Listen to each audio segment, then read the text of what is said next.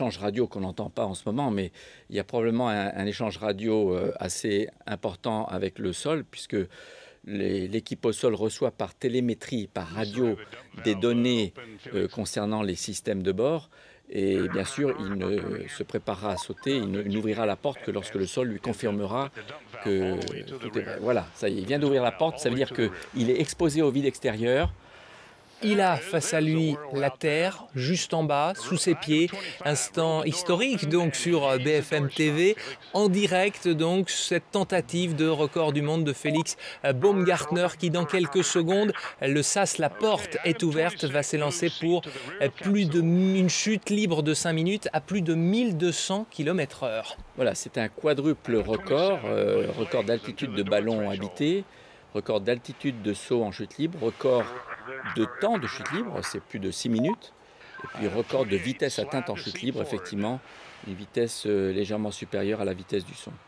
Alors le voici, on est en train de vivre donc cet instant, l'Autrichien de 45 ans, parachutiste, qui va se lancer dans le vide pour 5 minutes, on le disait à l'instant, de chute libre avant l'ouverture de son parachute. Impossible à cet instant de revenir en arrière. De toute façon, cette capsule, que devient-elle après coup? Alors, on peut toujours télécommander, d'ailleurs ce sera fait, la séparation de la capsule du reste du ballon. Une fois la séparation faite, la capsule descend sous parachute et atterrit en douceur. Le ballon de son côté est déchiré par télécommande et tombe comme une grosse masse de plastique au sol. Il peut revenir dans la capsule encore, mais je pense qu'il a envie de sortir. Après 5 ans, on le disait, de préparation physique, préparation mentale, préparation scientifique, Félix Baumgartner, cet Autrichien, qui a donc vérifié tous les derniers paramètres qu'il avait sur ses petits papiers, vous les voyez devant la porte de sa capsule, cette checklist dont nous parlait à l'instant Jean-François Clairvoy. Félix Baumgartner qui va donc s'élancer depuis 39 km d'altitude, très exactement, c'est inscrit en haut de votre écran pour ce nouveau record du monde. C'est une distance évidemment suffisante, largement suffisante pour atteindre ses objectifs de vitesse. Oui, tout à fait. Alors là, je suis en train de penser aux efforts qu'il doit fournir pour vaincre la rigidité de son scaphandre qui offre sur sa peau une contre-pression permettant d'éviter... Ça pèse combien, son équipement? Je pense qu'il doit avoir un équipement total de l'ordre de 15 à 20 kg sur lui à ce moment-là. 15 à 20 kilos pour de bons abdominaux afin effectivement de se projeter. On l'a vu faire un petit signe avec le pouce, ça veut dire que tout va bien, tout se passe correctement au moment où nous nous parlons. Oui. Et il va ressentir un état d'apesanteur total et le dernier point de contact physique avec sa capsule va définir les conditions initiales d'un mouvement de rotation lente sur lequel il ne pourra absolument rien faire. Il n'a aucun appui extérieur et on va le voir probablement tout doucement rentrer dans une rotation et qui ne posera aucun problème évidemment puisqu'il est quasiment dans le vide.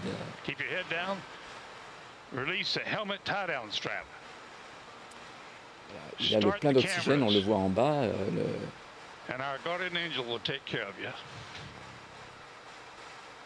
C'est vraiment une sortie dans l'espace, comparable à celle que tous mes collègues font depuis la Station spatiale internationale. En ce moment. Ce petit bouton rouge, ça veut dire je suis prêt, je vais y aller. On essayait de tendre l'oreille, ce que lui disait le centre de contrôle, Joe Kittinger, en bas au Nouveau-Mexique, 39 km plus bas. Je pense que c'est probablement une sécurité pour être sûr que la capsule ne soit pas détachée du ballon avant qu'il ait sauté.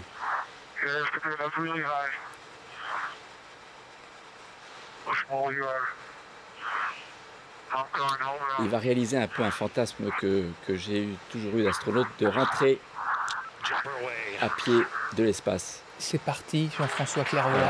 La vitesse avec laquelle... Il accélère à environ 10 mètres par seconde au carré. Ça veut dire que toutes les secondes, sa vitesse augmente de 10 mètres par seconde.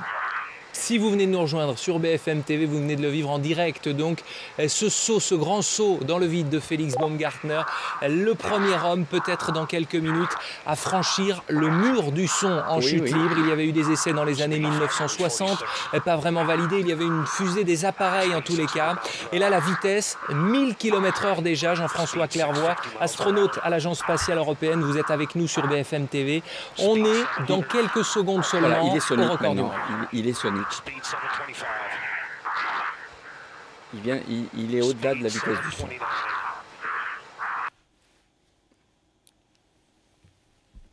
Alors, il commence à tourner, on le voit, mais c'est pas... Avec la tension pour les techniciens, son équipe qui travaille depuis plus de 5 ans, il est en train de tourner. C'est attendu et il ne peut rien y faire. Il ne faut surtout pas qu'il essaie de rattraper ses rotations. Il faut qu'il reste allongé.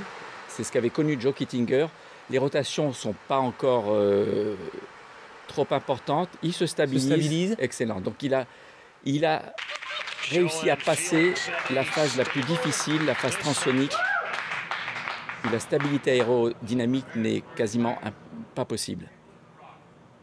C'est-à-dire impossible de lutter à cet instant. Le risque, quoi? C'est l'évanouissement? Le danger, c'est d'essayer de contrer des rotations avec des gestes similaires que l'on fait à basse altitude et en fait d'augmenter la vrille et de perdre connaissance. Là maintenant, il est stabilisé, donc c'est parfait. C'est extraordinaire.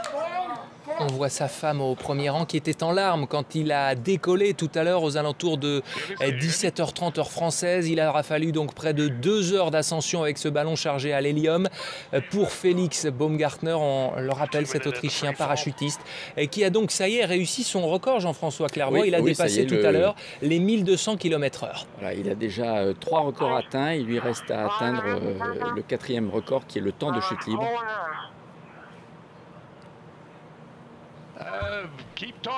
Il a l'air bien stabilisé et ce sera à lui d'ouvrir son parachute principal pour que le record soit homologué. On voit qu'il lui reste une bonne réserve d'oxygène. Il respirait assez rapidement tout à l'heure.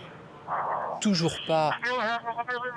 Est-ce que c'est lui qu'on entend? On entend Joe Kittinger qui dirige un petit peu la station de contrôle. Est-ce que c'est lui qu'on entend? Il ne peut pas se parler à ce moment-là. Un conseiller. Ah si, bien sûr. Cet homme à gauche, on le rappelle, si vous nous rejoignez sur BFM TV, qui avait tenté le même saut en 1960, l'épouse de Felix Baumgartner, qui est donc en pleine chute libre à peut-être 10 000 km désormais de la Terre. Il vient de s'élancer il y a 3 minutes 3 secondes très précisément, depuis 39 km d'altitude. Il vient d'entrer dans l'histoire puisqu'il est devenu le premier homme à franchir le mur du son en chute libre. Quelles vont être ces prochaines minutes, quel va être son programme alors qu'il doit désormais ouvrir son parachute dans 2 minutes? Ça se fait automatiquement ou c'est lui qui doit exercer? C'est lui qui va l'ouvrir. Il va se stabiliser à une vitesse d'équilibre de l'ordre de 200 km/h. Et à 1000 ou 2000 mètres, je ne sais pas ce qu'il avait prévu, il ouvrira son parachute. Mais il est encore très haut, donc il lui reste au moins 3 minutes de chute. Je pense à mon ami français Michel Fournier. Qui sera en direct avec nous tout à l'heure, évidemment. Qui a l'équipement prêt pour réaliser le même saut à environ 40 km d'altitude et qui doit regarder celui-ci avec beaucoup d'attention. Après plusieurs tentatives passées et à venir, puisque vous êtes partie prenante dans ce projet, est-ce qu'un jour des Français viendront donc battre, alors il n'a pas été homologué, mais ce sera sans doute le cas, ce record de Felix Baumgartner? Là, c'est le parachute. Il ouvre le parachute. Alors, il le ouvre quand même très tôt. C'est quand même c'est un record homologué puisque Joe Kittinger n'a pas ouvert son parachute. Encore une fois, c'est son secours qui s'est ouvert automatiquement. Est-ce qu'on a l'altitude? Ce serait intéressant de savoir à quelle altitude il a ouvert son parachute. Puisque les statistiques, le programme en tout cas, si on peut dire ça comme ça, prévoyait 5 minutes de chute libre. Là, il y en a eu un petit peu plus de 4 minutes. L'image que vous voyez en direct en ce moment sur BFM TV est filmée depuis la Terre avec les appareils qui sont utilisés également pour la NASA. Vous nous le disiez tout à l'heure, pour suivre les navettes qui sont envoyées. L'image a changé. Oui, ce sont des télescopes, des vidéos mini de télescopes qui permettent de voir jusqu'à de très haute altitude beaucoup de détails et que la NASA utilise effectivement pour suivre la navette spatiale pendant sa montée vers l'espace le plus longtemps possible. Jean-François Clairvoy, astronaute à l'Agence spatiale européenne, est donc avec nous sur le plateau de BFM TV. Vous venez de vivre ce record du monde réussi pour Felix Baumgartner, l'Autrichien parachutiste qui est donc devenu le premier homme au monde à franchir le mur du son avec des images impressionnantes, notamment quand il a tourné à plusieurs dizaines de milliers de kilomètres de la Terre. Et nous sommes sommes en direct par téléphone avec Bertrand Piccard, le Suisse Bertrand Piccard, aventurier, scientifique. Vous avez réalisé notamment en 1999 le tour du monde en ballon. Vous étiez le premier à avoir effectué un tel exploit. Vous êtes également patron du projet Solar Impulse. Une réaction tout simplement après cette performance, ce défi accompli par Félix Baumgartner. Très admiratif pour lui et pour son équipe. Parce que c'est vrai que lui, c'est son rêve, il l'a réussi, je suis extrêmement heureux pour lui, mais il faut aussi réaliser tout ce qu'il y a derrière pour arriver à ça. Félix a réussi à trouver un sponsor, il a réussi à mettre une équipe en place. On entendait tout à l'heure parler de Michel Fournier. C'est vrai que Michel a eu peut-être plus de peine que Félix à trouver tout ce qu'il fallait comme infrastructure pour pouvoir réussir. Donc vraiment, je crois que Félix Baumgartner a fait une démonstration brillante. Bertrand Piccard, vous avez tenté, on l'a dit, on ne va pas le répéter, mais plusieurs projets, réussi plusieurs projets. On rappelle que cet homme que l'on voit en direct, que l'on voyait en tout cas avec le parachute, Félix Baumgartner, se préparait depuis 5 ans pour un tel projet. C'est énorme en termes d'implication, de préparation mentale et physique. Mais oui, et c'est bien là que ça montre que c'est pas un trompe-la-mort ou simplement un aventurier, parce qu'il y a des tas de gens qui veulent se droguer à l'adrénaline et puis ils font tout ce qui passe sous la main comme aventure, peut-être au détriment d'une préparation rigoureuse. Félix s'est préparé rigoureusement et je crois que c'est une grande preuve de sérieux.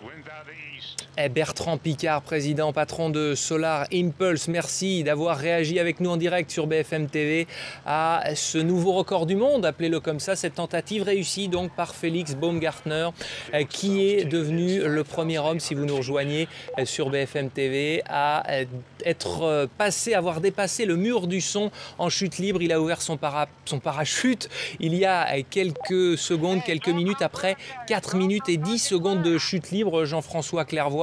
Là, il profite, il savoure à cet instant. Pour lui, c'est quelque chose de tout à fait normal qu'il fait tous les jours après le petit déjeuner, cette phase-là en tout cas. Oui, il a réalisé plusieurs sauts avec sa combinaison, tout équipé, donc c'est quand même pas une combinaison très confortable.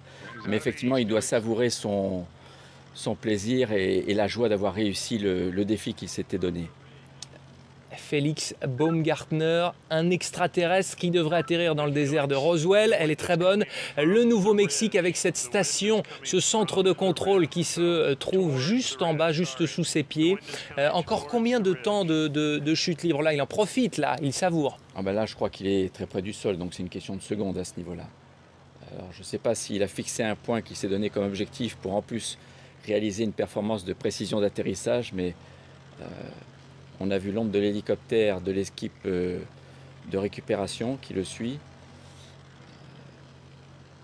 Le fait d'avoir supporté une rotation qui finalement n'était pas trop rapide et de s'être restabilisé très vite doit être une grande satisfaction pour lui, parce que c'était l'inconnu. Et voici donc. Voilà l'homme qui revient à pied de l'espace, comme j'aime à le dire. On va tendre l'oreille.